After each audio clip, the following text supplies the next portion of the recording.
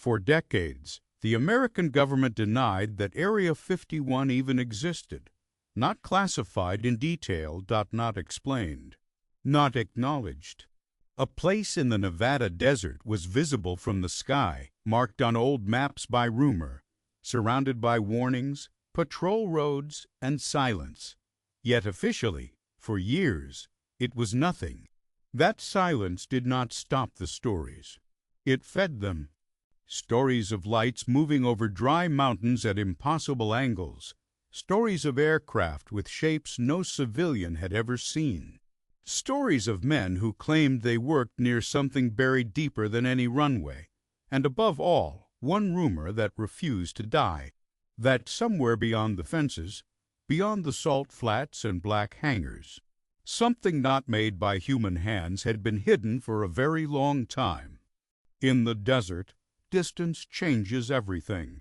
During the day, the land looks empty, flat, lifeless, bright enough to erase detail. But at night, it becomes something else. The mountains turn black. The ground loses its shape. Sound carries strangely. A truck engine from miles away can seem close enough to touch. A light on a ridge can hang in the darkness like an eye. Area 51 sits inside that silence. A remote test site near Groom Lake, deep in southern Nevada, far from cities, far from crowds, surrounded by military land and restricted airspace. For years, it became one of the most heavily guarded places in the United States. That alone would have been enough to create suspicion. But the rumors did not grow from silence alone. They grew from fragments, a blurred light, a missing record, a witness who changed his story, a satellite image studied too closely, a radar track that made no sense, a photograph that seemed ordinary until people noticed what was missing from it. And over time, the mystery changed. It stopped being just a military secret. It became something older, darker, a belief that Area 51 was not only hiding advanced aircraft, but evidence that reality itself had been interrupted, that the desert was guarding a truth too strange to admit, a truth that touched the sky, the Cold War, lost technology, and perhaps something that arrived here long before anyone knew how to measure it. The real history of Area 51 is already unusual enough to feel unreal. In the 1950s, the site was used to test highly secret aircraft, spy planes, experimental designs, machines developed in silence and flown over empty land where few people could watch them. Aircraft like the U-2 and later the A-12 were unlike anything most civilians had ever seen. They flew higher, faster, stranger. Their shapes were unfamiliar. Their flight profiles were extreme. To someone seeing them from far below, they may not have looked like planes at all. This matters. Many historians believe that some UFO reports from the Cold War were caused not by alien craft, but by classified human technology. Witnesses described silver bodies, impossible altitude, unnatural stillness, and sudden speed. But those descriptions were made in an era when the public had no idea what secret aviation had become. And still, that explanation never closed the case. Because the rumors around Area 51 were different from ordinary UFO sightings. They were not just about lights in the sky. They were about recovery, storage, reverse engineering, hidden chambers, restricted sectors inside restricted sectors. Names like Esper drifted into public imagination like half-buried evidence. No one could verify enough to end the story. And that was the problem. Area 51 existed at the perfect intersection of fear and secrecy. It was real enough to be dangerous, hidden enough to be mythic, and quiet enough for almost any theory to survive. Science has limits in places like this. If you cannot enter the site, inspect the materials, verify the records, or interview people under open conditions, then mystery hardens. It stops being a question and becomes a void. Into that void, people pour memory, suspicion, and dread. Over the years, many claims collapsed under scrutiny. Others remained impossible to prove. But a few details stayed behind like cold metal in the dark, not enough to explain anything, just enough to suggest that not every rumor was born from fantasy.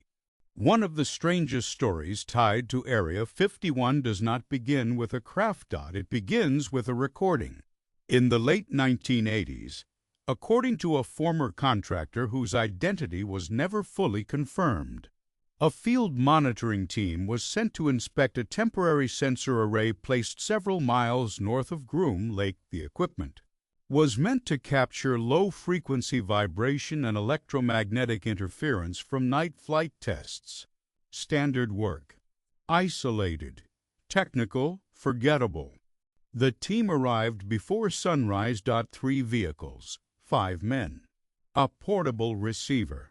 2 reel-based backup units sealed in shock cases. And a tower of instruments rising from the desert floor like thin black bones. At first, nothing appeared unusual. Wind moving over dry earth. Static from the receiver. The faint crack of cooling metal as the cases were opened. One technician reported elevated noise in the lower bands, but the site often produced interference. That alone meant little. Then they reviewed the previous night's recordings. At 2:17 a.m., the equipment had captured a signal unlike standard aircraft telemetry. It was not a clean transmission. It came in pulses, long stretches of silence followed by clustered bursts. But its structure was strange. The intervals were too regular to be random and too uneven to be simple mechanical noise. At first, the team assumed it was encrypted military traffic. Then they matched the timestamps against known flights. Nothing. No scheduled aircraft in that sector. No logged helicopter movement. No radar support. No test window assigned to the area. One man reportedly played the segment again through filtered headphones. He asked everyone else to stay quiet. Then he removed the headset slowly and said only this: "It sounds like something responding." The others dismissed him, at least at first.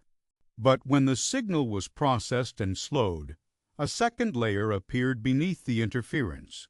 A repeating harmonic pattern, thin, metallic, almost like resonance inside a hollow structure. Not above ground, below it. The official explanation, if there was one, never surfaced publicly. But according to later retellings, the anomaly triggered a short internal review. More equipment was brought in.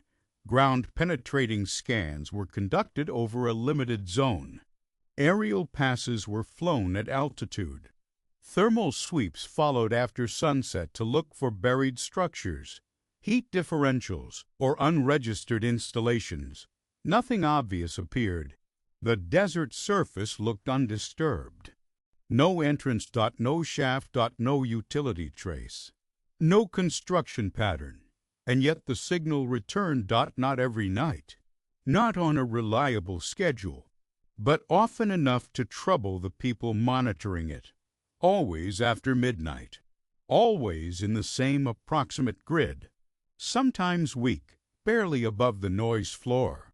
Sometimes strong enough to distort nearby instruments and briefly overload a recording channel. Engineers tried to isolate the source. They ruled out lightning. They ruled out seismic drift. They ruled out buried cable reflection and known military transmitters. They tested for vehicle movement. They tested for atmospheric inversion. They tested for instrument malfunction. Each explanation reduced part of the anomaly. None removed it. Then came the first serious mistake. During one night survey, a portable receiver unit was placed directly over the highest signal concentration. The operator adjusted the gain manually while 2 others logged the pattern. The burst sharpened. The harmonic layer increased. For 11 seconds, the waveform stabilized into a repeated sequence. Then the machine failed. Not powered down. Failed. The tape locked, the display went white. The casing became hot enough to force the operator to drop it into the sand. When the unit was opened later, several internal components showed damage consistent with sudden overload. But the battery pack was intact, the wiring was intact, and the recorded tape, recovered by hand, contained almost nothing from those 11 seconds except a hard band of distortion and a faint sound in the background, 3 metallic knocks, evenly spaced. After that, the investigation appears to have changed direction. Some accounts suggest a geological team was consulted. Others claim specialists from outside the base arrived without insignia, reviewed the material, and restricted further discussion. One witness later said the site was no longer described as an interference zone, it was described as a sealed anomaly. No public document has ever verified that phrase, but it survived in private retellings, repeated softly, as if the people who heard it were not supposed to remember it at all. What kept the story alive were not the big claims. It was the small details, the ones that made no sense. One recurring detail involved compass drift. Surveyors working near the grid reportedly found that magnetic readings shifted in narrow bands, as if invisible lines had been laid beneath the ground. Step left, the needle steadied. Step right, it trembled. The pattern did not match known mineral distribution in the area. Another detail involved sound. Several technicians later described hearing a low vibration before the signal appeared. Not through speakers, through the ground. A pressure more than a tone, too deep to identify. It lasted only seconds, then vanished. One man compared it to standing above a distant engine buried under miles of stone. Then there were the tapes. Backup reels from separate nights allegedly showed the same impossible feature. A narrow interval of missing data, always at the point of strongest transmission, not blank tape.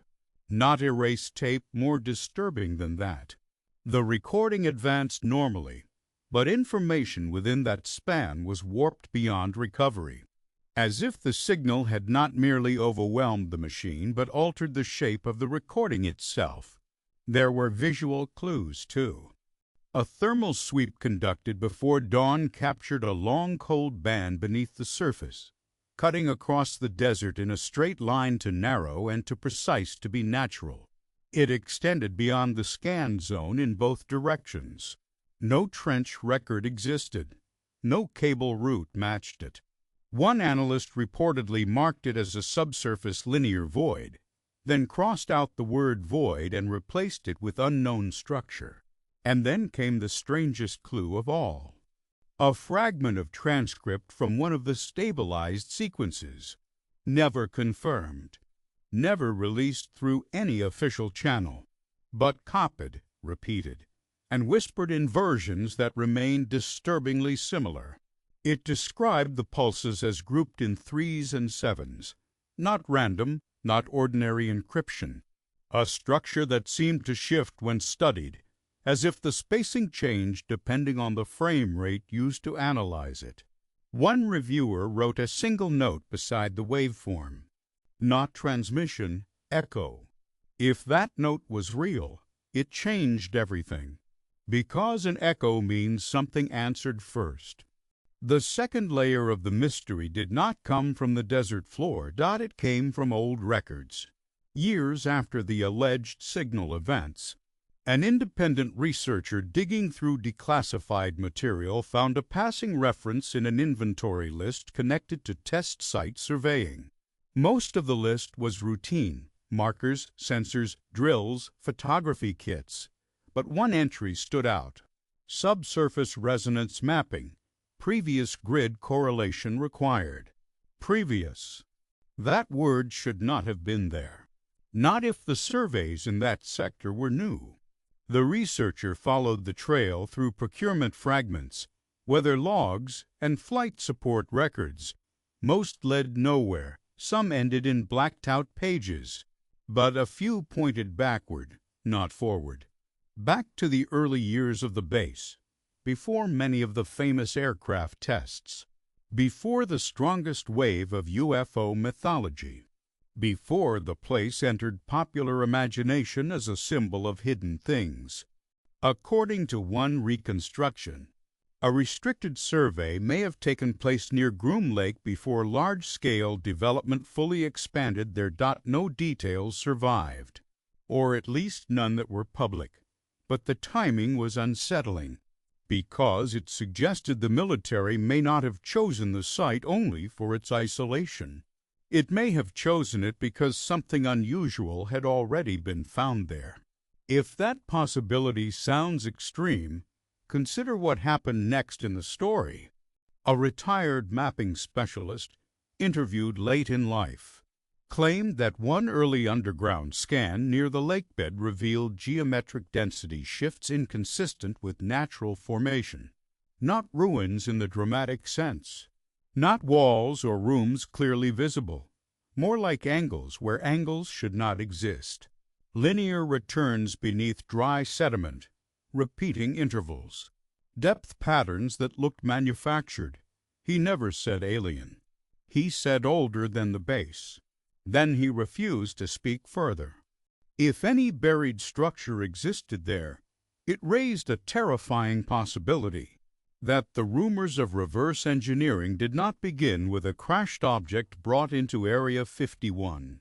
They began with something already waiting beneath it.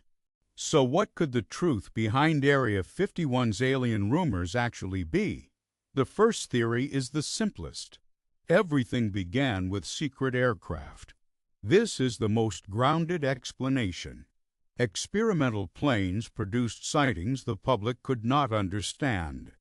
Extreme secrecy created fear. Contradictions fed speculation. Over time, human imagination filled the gaps with aliens, recovered craft, and underground labs. In this view, the signal story, the buried structure, the strange recordings, all of it was either error, rumor, or misdirection layered over real military secrecy. It explains a lot, but not everything. The second theory is more disturbing. Area 51 may have become a storage and research site for material recovered somewhere else. Not necessarily a full craft, not necessarily bodies, just fragments, alloys, components, objects whose design or behavior could not be explained within known engineering at the time.